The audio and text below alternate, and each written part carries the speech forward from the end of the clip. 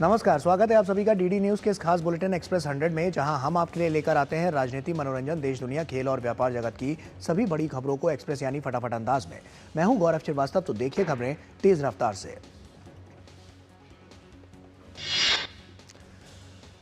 18वीं लोकसभा की तस्वीर पूरी तरह से साफ हो गई है। भारतीय जनता पार्टी के नेतृत्व में राष्ट्रीय जनतांत्रिक गठबंधन को स्पष्ट बहुमत मिला है।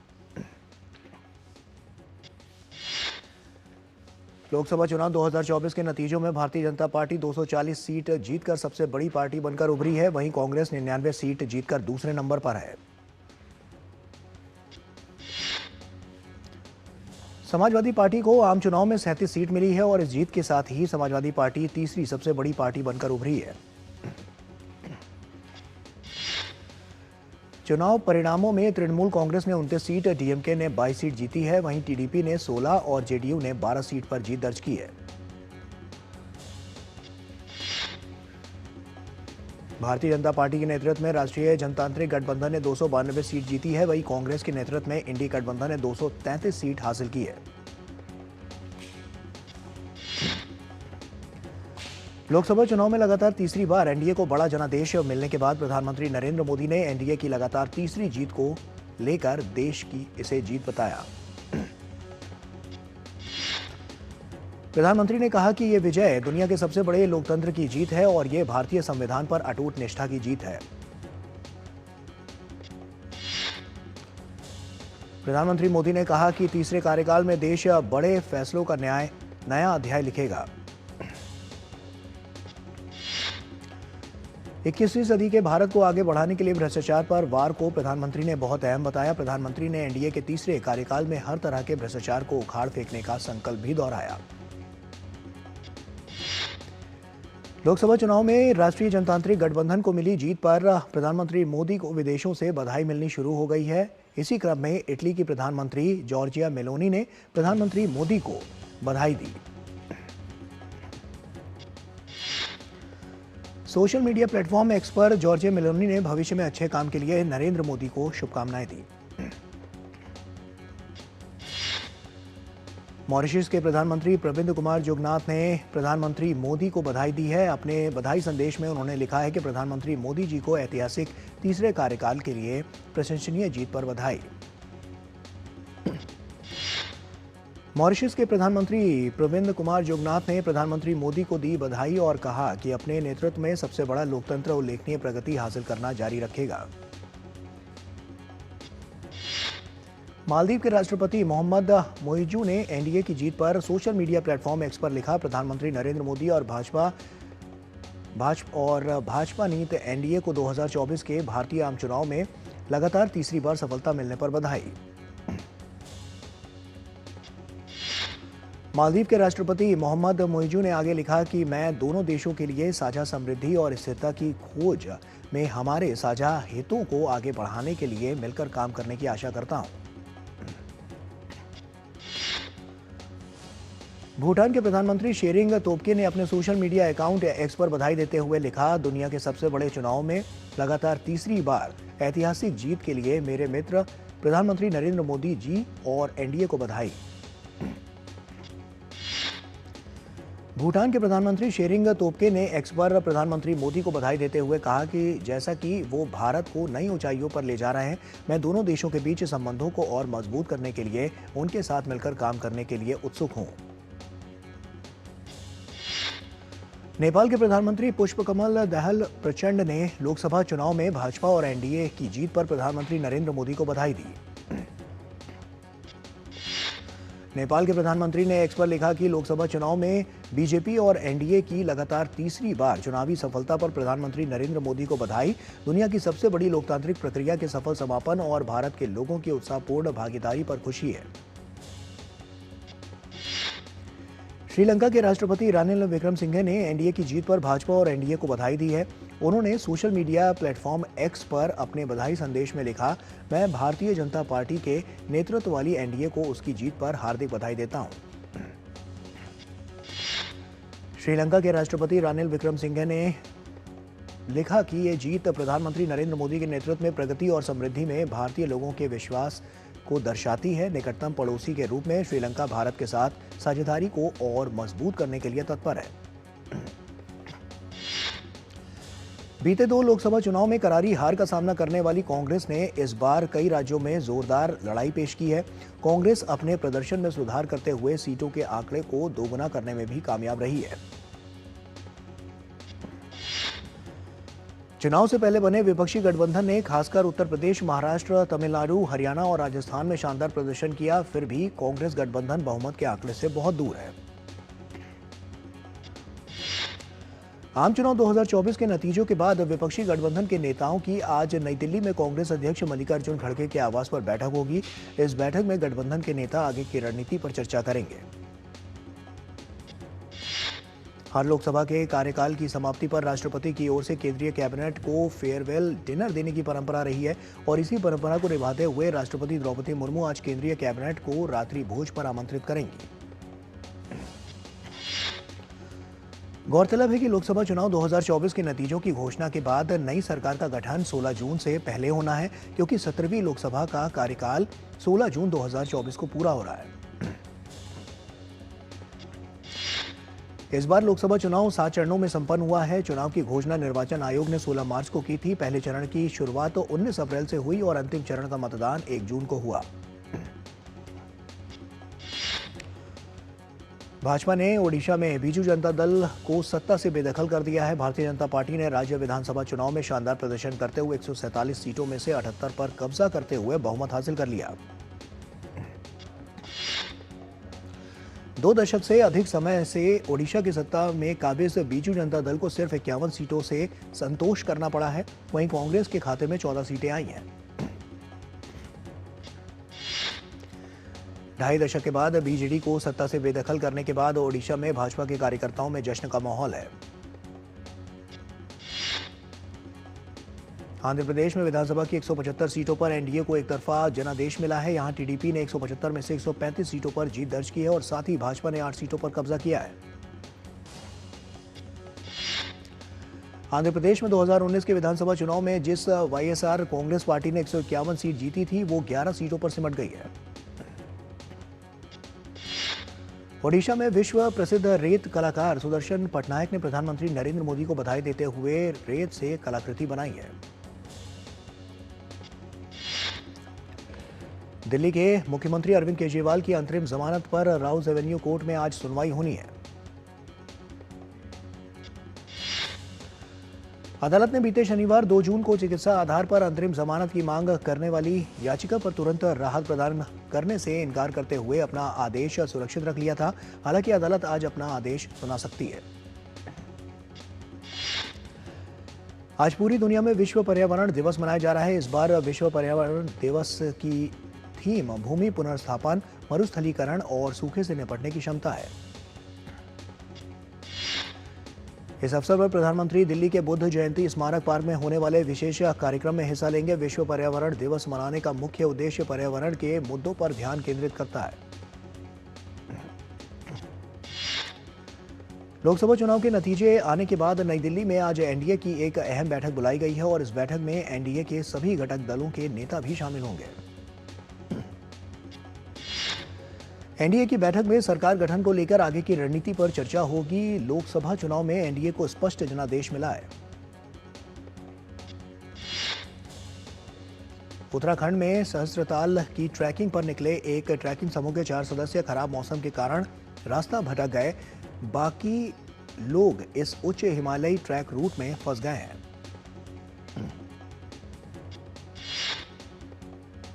और वक्त फिलहाल यहां पर एक छोटे से ब्रेक का है। जल्द हाजिर होते हैं।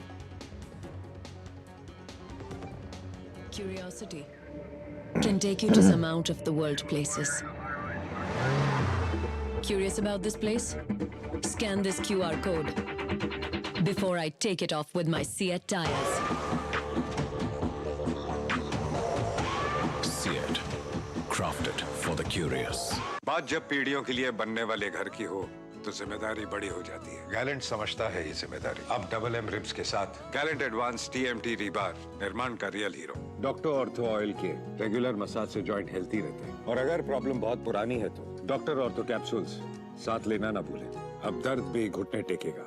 Do you feel conscious while smiling? Say goodbye to your worries because an orthodontist can help you feel confident. Be it a child, a teenager, or even a working professional, braces and aligners can help you get that stunning smile. Consult your nearest orthodontist. To learn more, visit the Indian Orthodontic Society's website, bracesspecialists.com.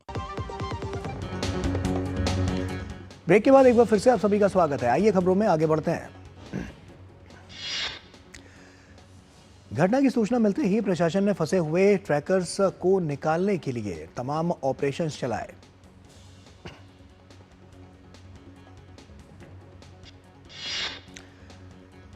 Maharashtra के मुंबई शहर में कई हिस्सों में जमकर बारिश हुई। बारिश के कारण तापमान में गिरावट आई।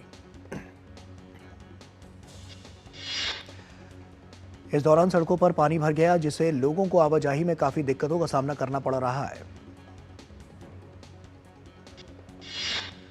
आरबीआई गवर्नर शक्तिकांत दास की अगुवाई वाली 6 सदस्यीय मौद्रिक नीति समिति की 3 दिवसीय बैठक आज से होगी शुरू। 7 जून को आरबीआई गवर्नर मौद्रिक नीति समिति की बैठक में लिए गए फैसलों का करेंगे ऐलान। जानकारों की उम्मीद है कि आरबीआई लगातार 8वीं बार रेपो रेट को रख सकता है स्थिर। टाटा मोटर्स फाइनेंस का टाटा कैपिटल्स के साथ विलय को उनके संबंधित निदेशक मंडलों से मिली मंजूरी। विलय के तहत टीसीएल अपने इक्विटी शेयर टीएमएफएल के शेयरधारकों को जारी करेगा, जिसके परिणाम स्वरूप टाटा मोटर्स के पास विलय की गई इकाई में प्रभावी रूप से 4.7% हिस्सेदारी होगी। नेपाल में एसजेवीएन ने उम्मीद जताई है कि नेपाल में निर्माणाधीन 900 मेगावाट की अरुण 3 जल विद्युत परियोजना अगले साल से बिजली उत्पादन शुरू कर देगी। इस परियोजना का लगभग 3/4 काम पूरा हो चुका है। एसजेवीएन ने बयान में कहा है कि नेपाल के प्रधानमंत्री पुष्पकमल दहल प्रचंड ने नेपाल के संखुआ सभा जिले में 900 मेगावाट की अरुण 3 जल विद्युत परियोजना की 11.8 किलोमीटर लंबी हेड रेस सुरंग की खुदाई के पूरा होने पर अंतिम विस्फोट किया। एनसीएलटी ने जेएएल की इस दलील को खारिज किया है। उसे सरकारी मंजूरी में देरी, यमुना एक्सप्रेसवे के लिए भूमि अधिग्रहण से संबंधित लंबी मुकदमेबाजी और सरकारी नीतियों में बदलाव के कारण नकदी की कमी का सामना करना पड़ा। एनसीएलटी ने कहा कि उच्चतम न्यायालय के आदेश के मुताबिक अगर किसी कंपनी पर कोई कर्ज है, उससे कर्ज चुकाने में चूक हुई है और दिवाला एवं शोधन अक्षमता संहिता की धारा 7 के तहत वित्तीय लेनदार ने आवेदन किया है, तो दिवाला याचिका स्वीकार की जानी चाहिए। न्यायाधिकरण ने जेएएल की उन दलीलों को भी खारिज कर दिया है जिसमें उसने दिवाला कार्रवाई शुरू करने की व्यवहार्यता, कंपनी की समग्र वित्तीय स्थिति और बकाया ऋणों को चुकाने के लिए इस्तेमाल की जा सकने वाली प्राप्तियों जैसे आधार पर दिवाला कार्रवाई शुरू न करने की अपील की थी। नीदरलैंड बीते वित्त वर्ष में अमेरिका और संयुक्त अरब अमीरात के बाद भारत का तीसरा सबसे बड़ा निर्यात गंतव्य रहा। देश का कुल खाद्यान्न उत्पादन 2023 से 24 में 3,288.52 लाख टन होने का अनुमान है, जो पिछले 5 वर्षों के औसत खाद्यान्न उत्पादन 3,077.52 लाख टन से 211 लाख टन अधिक है। तीसरे अग्रिम अनुमान के अनुसार 2023 से 24 में कुल चावल उत्पादन 1,367 लाख टन होने का अनुमान है, जबकि 2022 से 23 में ये 1,357 लाख टन था। वहीं गेहूं का उत्पादन 1,129 लाख टन होने का अनुमान है। वर्ष के दौरान दलहनों का उत्पादन बढ़ा। तुअर का उत्पादन 33.85 लाख टन अनुमानित है, जो 2022 से 23 में 33.12 लाख टन की तुलना में 0.73 लाख टन अधिक है। तेल कंपनियों ने पेट्रोल डीजल की नई दरें जारी कर दी हैं। देश की राजधानी दिल्ली में प्रति लीटर पेट्रोल की कीमत 94 रुपये 76 पैसे और प्रति लीटर डीजल की कीमत 87 रुपये 66 पैसे है। वहीं आर्थिक राजधानी कहे जाने वाली मुंबई में 1 लीटर पेट्रोल 104 रुपये 19 पैसे प्रति लीटर और डीजल 92 रुपये 13 पैसे प्रति लीटर मिल रहा है। अल्फाबेट के स्वामित्व वाली गूगल कंपनी अपनी क्लाउड इकाई की कई टीमों में कम से कम 100 कर्मचारियों की छंटनी की।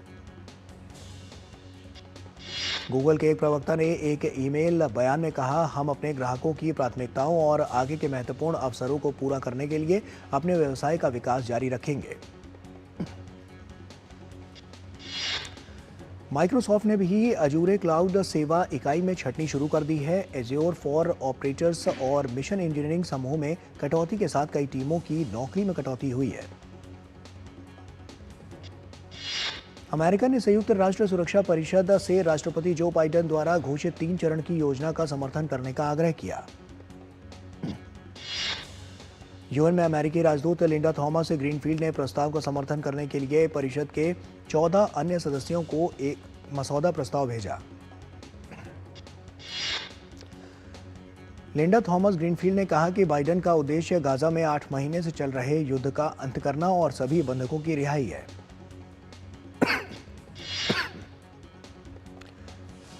Indo Pacific economic framework for prosperity यानी IPEF द्वारा 2 दिवसीय स्वच्छ अर्थव्यवस्था निवेशक मंच की बैठक का आयोजन आज से सिंगापुर में।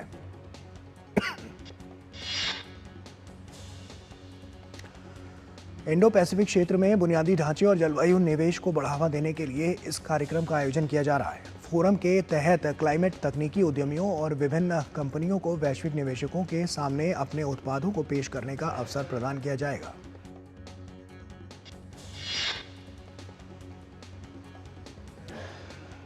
वाणिज्य मंत्रालय के वरिष्ठ अधिकारी सिंगापुर में Indo Pacific economic framework for prosperity द्वारा आयोजित 2 दिन के स्वच्छ अर्थव्यवस्था निवेशक मंच की बैठक में भाग लेंगे।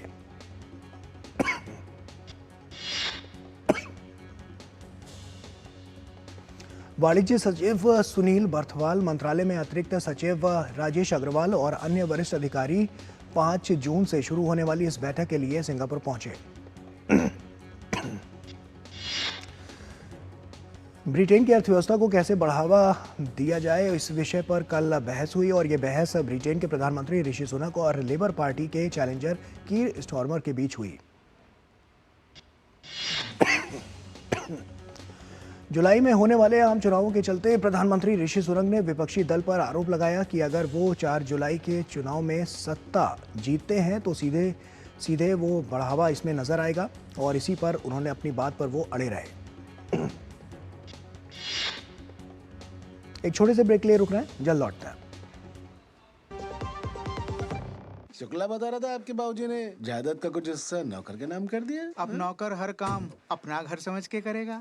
समर कूल, जो हर दिल करे कबूल। डॉक्टर ऑर्थो ऑयल के रेगुलर मसाज से जॉइंट हेल्थी रहते हैं। और अगर प्रॉब्लम बहुत पुरानी है तो डॉक्टर ऑर्थो कैप्सूल्स साथ लेना ना भूलें।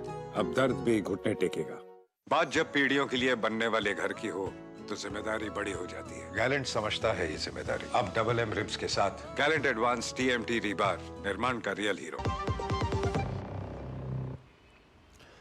ब्रेक के बाद एक बार फिर से आप सभी का स्वागत है। आइए खबरों में आगे बढ़ते हैं। जनमत सर्वेक्षणों के अनुसार इस बार के चुनाव में लेबर पार्टी का जीतना तय है। बहस के दौरान सुनक ने कहा कि केवल उनके पास ब्रिटेन की आर्थिक तौर पर समृद्ध बनाने की योजना है। दक्षिण अमेरिकी देश बोलीविया में लोग सड़कों पर उतरे हुए हैं और यहां लोग ईंधन की कमी के कारण विरोध प्रदर्शन कर रहे हैं। विरोध प्रदर्शन के चलते हजारों ट्रक सड़क पर फंस गए। बोलीविया में प्रदर्शनकारियों ने डीजल की निरंतर आपूर्ति और डॉलर के नियमित प्रवाह की मांग करते हुए 48 घंटे की सड़क नाकाबंदी की घोषणा की है। दक्षिणी जर्मनी के पासाउ शहर में भारी बारिश के कारण आपातकाल की घोषणा कर दी गई है। कई दिनों से जारी बाढ़ के कारण डेन्यूब नदी का जलस्तर 10 मीटर तक ऊपर पहुंच गया। भारी बारिश के कारण हजारों लोग अपना घर छोड़ने पर मजबूर हो गए हैं। इलाके में बचाव कार्य लगातार जारी है। फंसे हुए लोगों को बचाने की कोशिश में एक दमकल कर्मी की मृत्यु हो गई। साथ ही मौके पर 2 लोग और मृत पाए गए। तुर्की में इस वक्त जंगल की आग ने तबाही मचा रखी है। दरअसल गर्मी के इस मौसम में देश का तापमान सामान्य से 12 डिग्री तक बढ़ गया है और देश के उत्तर पश्चिम बर्सा प्रांत के और हानेली जिले में लगी इस आग को हेलीकॉप्टर से बुझाया जा रहा है। इलाके में 80 वाहनों और 242 दमकल कर्मियों की टीम इस काम में लगी हुई है। साथ ही देश के दक्षिण अंतालिया और एजियन तटीय प्रांत मुगला में भी आग लग गई है। वैज्ञानिकों का कहना है कि आने वाले महीनों में जंगलों में और अधिक बड़ी आग भी लग सकती है। अमेरिका के दक्षिण मध्य और दक्षिण पश्चिमी इलाकों में हीट वेव की लहर देखने को मिल रही है। हीट डोम की स्थिति के कारण इन क्षेत्रों में तापमान बढ़ता जा रहा है। देश की राष्ट्रीय मौसम सेवा ने प्रभावित इलाके में रह रहे 17 लाख लोगों के लिए गंभीर गर्मी की चेतावनी जारी की है। टेक्सास, एरिजोना, कैलिफोर्निया और नेवादा सहित कई राज्यों में दिन का तापमान 37 से 32 डिग्री के बीच रहने के आसार हैं। वहीं भारतीय क्रिकेट टीम आज T20 विश्व कप 2024 में अपने अभियान की शुरुआत करेगी। टूर्नामेंट के अपने पहले मैच में भारत का सामना आयरलैंड से होगा। T20 विश्व कप में कल नीदरलैंड ने नेपाल को 6 विकेट से हरा दिया। नीदरलैंड के लिए मैक्स के नाबाद अर्धशतकीय पारी खेलकर टीम को जीत दिलाई। पहले बल्लेबाजी करते हुए नेपाल ने नीदरलैंड के सामने जीत के लिए 107 रनों का लक्ष्य रखा था, जिसे नीदरलैंड ने 18.4 ओवर में 4 विकेट गंवाकर हासिल कर लिया। T20 क्रिकेट विश्व कप में आज खेले गए मैच में अफगानिस्तान ने युगांडा को 125 रनों से हरा दिया। अफगानिस्तान ने पहले बल्लेबाजी करते हुए 5 विकेट पर 183 रन बनाए। जवाब में युगांडा की टीम 58 रन बनाकर ऑल आउट हो गई। भारत के रोहन बोपन्ना और ऑस्ट्रेलिया के मैथ्यू एबडेन की दूसरी वरीयता प्राप्त जोड़ी आज फ्रेंच ओपन के क्वार्टर फाइनल मुकाबले में कोर्ट पर उतरेगी। फ्रेंच ओपन के पुरुष युगल वर्ग के अंतिम 8 में बोपन्ना एबडेन की जोड़ी का सामना बेल्जियम की जोड़ी से होगा। दुनिया के नंबर 1 टेनिस खिलाड़ी और 24 बार ग्रैंड स्लैम जीत चुके नोवाक जोकोविच ने चोट के कारण फ्रेंच ओपन 2024 से अपना नाम वापस ले लिया। सर्बिया के इस दिग्गज खिलाड़ी को दाहिने घुटने में चोट लगी थी। इस वजह से उन्हें टूर्नामेंट को बीच में छोड़ना पड़ा। स्पेन के युवा टेनिस खिलाड़ी कार्लोस अल्कराज ने भी फ्रेंच ओपन के सेमीफाइनल में प्रवेश कर लिया है। क्वार्टर फाइनल मैच में अल्कराज ने ग्रीस के स्टाफानोस सित्सिपास को 4 सेट के मैच में हराकर अंतिम 4 में प्रवेश किया। नॉर्वे के कैस्पर रूड ने भी फ्रेंच ओपन के सेमीफाइनल में प्रवेश कर लिया है। चोट की वजह से नोवाक जोकोविच द्वारा वॉक ओवर लेने के बाद रूड अगले दौर में पहुंचे। फ्रेंच ओपन के महिला वर्ग में युवा टेनिस स्टार कोको गॉफ ने क्वार्टर फाइनल में ट्यूनीशिया की ओन्स जबेउर को 4-6, 6-2, 6-3 के अंतर से हराकर सेमीफाइनल में प्रवेश किया। पोलैंड की दिग्गज महिला टेनिस खिलाड़ी ईगा श्वांतेक ने फ्रेंच ओपन के सेमीफाइनल में आसानी से प्रवेश कर लिया। प्रतियोगिता के क्वार्टर फाइनल में श्वांतेक ने चेक खिलाड़ी मार्केटा को हराकर अंतिम 4 में अपनी जगह पक्की की। मेरठ लोकसभा सीट से जीत हासिल करने पर रामायण के राम यानी अरुण गोविल को सीता की भूमिका निभाने वाली एक्ट्रेस दीपिका चिखलिया ने शुभकामनाएं दी। राजकुमार राव की फिल्म मिस्टर एंड मिसेज माही की शुरुआत तो काफी अच्छी हुई, लेकिन 5वां दिन फिल्म सीधा 1.28 करोड़ रुपए पर आ लुढ़की। फिल्म ने वर्ल्ड वाइड 22.15 करोड़ रुपए का कलेक्शन किया। जानवी कपूर और शिखर पहाड़िया की कुछ रोमांटिक तस्वीरें सामने आई हैं जो सोशल मीडिया पर तेजी से वायरल हो रही हैं। इन फोटोज में आप कपल को साथ में इटली की शानदार शाम में मस्ती करते हुए देख सकते हैं। दिग्गज विकेटकीपर बल्लेबाज MS धोनी इन दिनों अपने परिवार के साथ यूरोप टूर पर हैं और इसी बीच हाल ही में क्रिकेटर की वाइफ साक्षी ने वेकेशन की कुछ तस्वीरें शेयर की हैं जो कि इस वक्त सोशल मीडिया पर सुर्खियां बटोर रही हैं।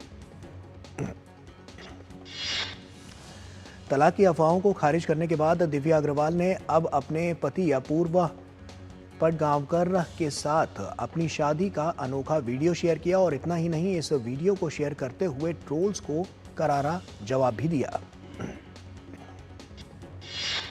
अजय देवगन अभिनीत पीरियड स्पोर्ट्स ड्रामा मैदान भारतीय बॉक्स ऑफिस पर कुछ खास कमाल नहीं दिखा पाई। वहीं अब ये फिल्म आज से OTT platform Amazon prime video पर स्ट्रीम हो रही है। एलियन फ्रेंचाइजी की आगामी science fiction film alien Romulus को लेकर फैंस का उत्साह चरम पर है। फिल्म का ट्रेलर सामने आते ही सोशल मीडिया पर छा गया। फिल्म 16 अगस्त को अपनी नाटकीय रिलीज के लिए पूरी तरह से तैयार है। आमिर खान के बेटे जुनैद खान ने फिल्म महाराज में अपने किरदार के लिए जबरदस्त फिजिकल ट्रांसफॉर्मेशन किया। उन्होंने 2 साल में तकरीबन 26 किलो वजन घटाया, जो इस बात का सबूत है कि अपनी डेब्यू फिल्म को सफल बनाने के लिए उन्होंने कड़ी मेहनत की।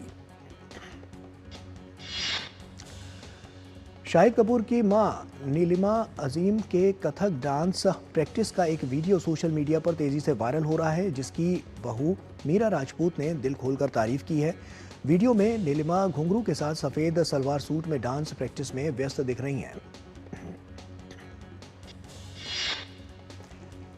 नए नए पापा बने वरुण धवन ने हॉस्पिटल के बाहर मौजूद पपराजी को मिठाइयाँ बांटी और धवन की वाइफ नताशा ने एक बेटी को जन्म दिया है। वहीं वरुण ने सोशल मीडिया पर भी ये खुशखबरी शेयर की।